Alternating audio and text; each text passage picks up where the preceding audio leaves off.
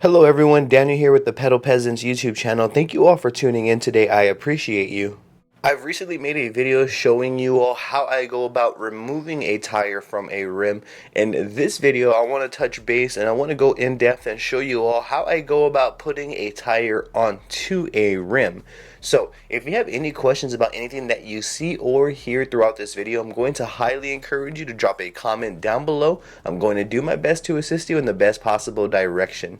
For this video, I'm going to be using this red Duro tire. I will leave links for you in the description below. I've also done an in-depth review on this tire as well. I will leave the card floating here in the video for you all so you can check that out. For those who are curious, this is a 16-inch by 2.125 size tire. This is going to go on to a 16-inch rim.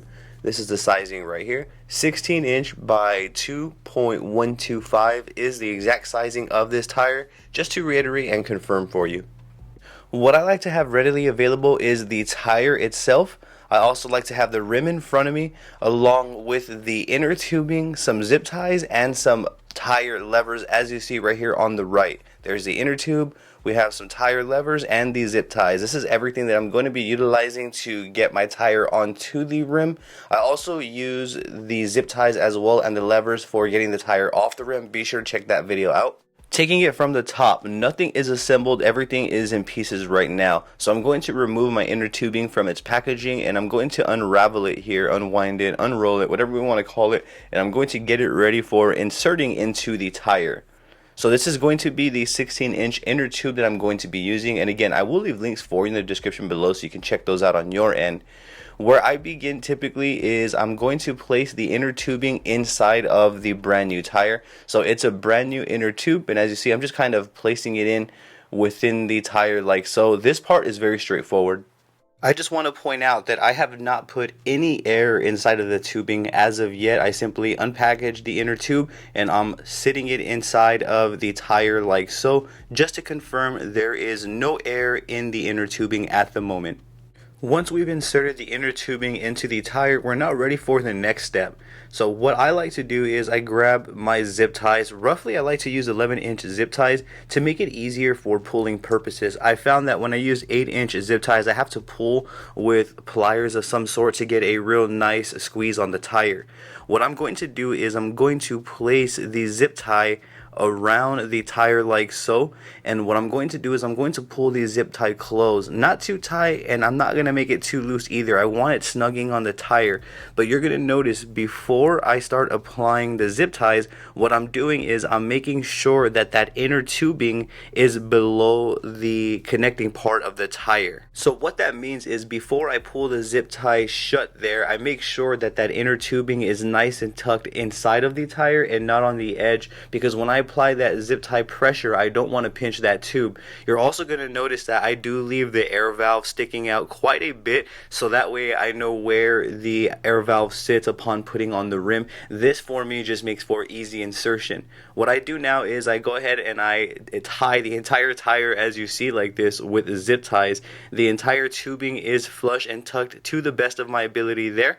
Still, keep in mind that there's no air right here as of yet. I haven't put any air whatsoever inside of the tubing. This is the last part of the tire that I'm going to be zip tying, if I'm correct. And as you saw there, I also tucked in the last part of that inner tube. You may even have to hold that inner tube down closer to the end of placing on your zip ties.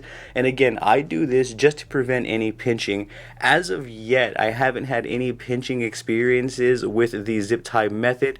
The thicker your tire is, the thicker zip tie you would want to get. So if I'm going to be doing, let's say, 19-inch or 20-inch or above or something like that, then you may want to get wider zip ties just to prevent any pinching or any potential accidents that can happen.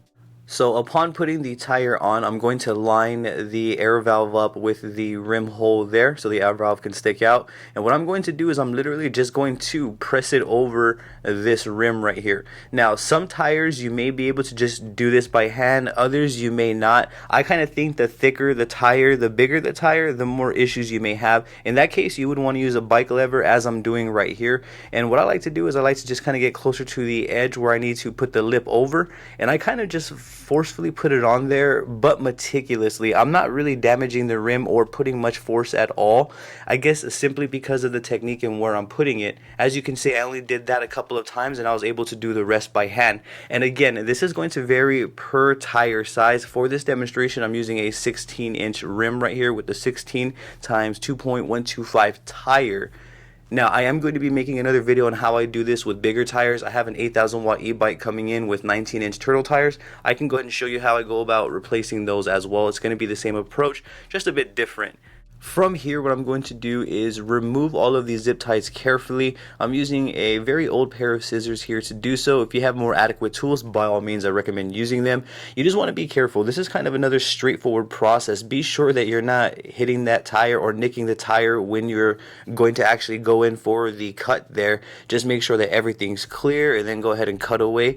And then what I'm doing is I'm just simply finding a safe spot right here, as you can see, since this one's a little bit tighter. And I'm going to go in there, I'm just simply going to cut. And again, I'm meticulously doing this just to avoid any potential accidents.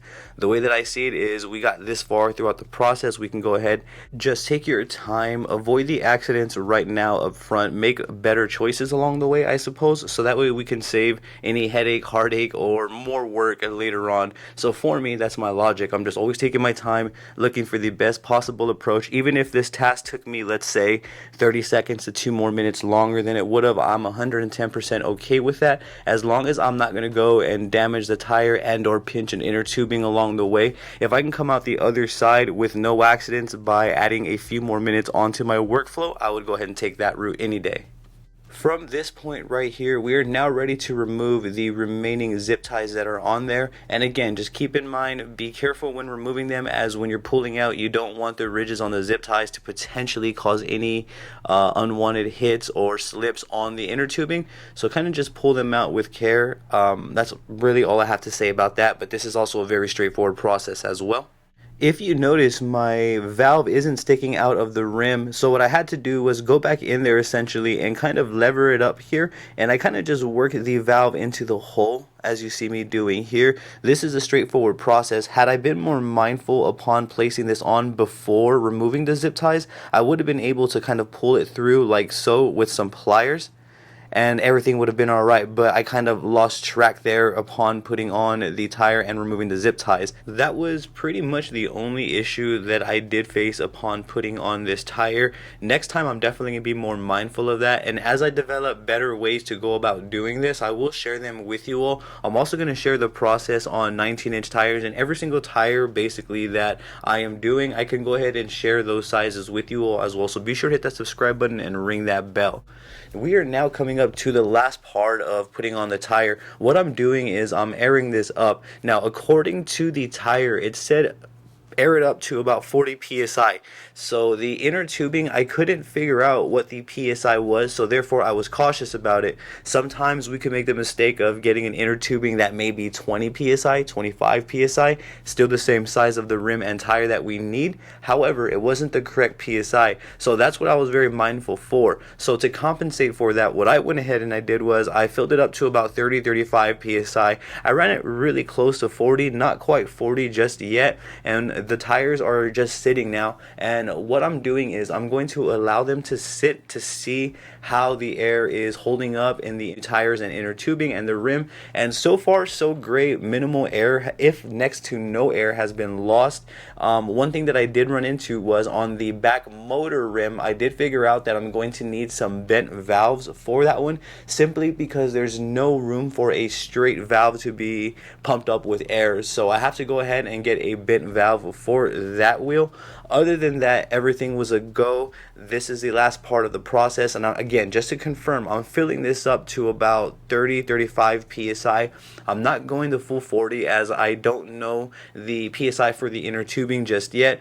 Maybe when I do start taking it out for the test runs, I will reach the full 40 psi, and as I am going to be building a bike with these wheels, so yet again, be sure to stay around for that. This is just the beginning of the build of the bike. These are the tires that I'm going to be using. This specific rim right here For those who are curious, I got for $2, and it did come with a tire and inner tubing as well. I went ahead and replaced that out for these right here. As I'm filling the tire up, what I like to do is on both sides I will essentially kind of seed the tire, so that way I have that line lining up with the lip of the rim flush and perfectly just the way that I want it. So I'll take some time and manually go ahead and kind of just work it into place. I'll kind of as well roll it on the ground as well, just to kind of get it going, to get it more, I guess, seated properly to the rim there. And that's essentially the last part of putting on a bike tire for me on my end. I always like to take this part as an opportunity to really look at the wheel and make sure that everything is lining up, to give it final exams and to really just kind of make sure that it's going to be safe to ride. And I really do diligence on this last part, as I've done everything else correct up until this point. As you can see, the air is in there, it's not going anywhere, it's not coming out, I don't hear any leaks, and even up until now, about a week or so later, there is still no leaks within these tires, which means to me that we successfully used the zip tie method. We didn't pinch the inner tubing. The tires are ready to rock and roll. Using the zip tie method has made the process of removing a tire and applying a tire very, very simple. Now, this is the way that I go about it, and again, as I get more updated ways and techniques to go about applying and removing tires, I'm gonna update you all. So be sure to hit that subscribe button for me and ring that bell. If you have any questions about anything that you saw throughout this video, drop them below. I'm gonna do my best to assist you in the best possible direction. I also have a TikTok and Instagram under the same name as this YouTube channel. I would truly appreciate the support on there as well. Yet again, don't forget to hit that subscribe button for me and ring that bell, as I'm going to be bringing a lot more videos like this for you all. Thank you for tuning in yet again. You have a great day.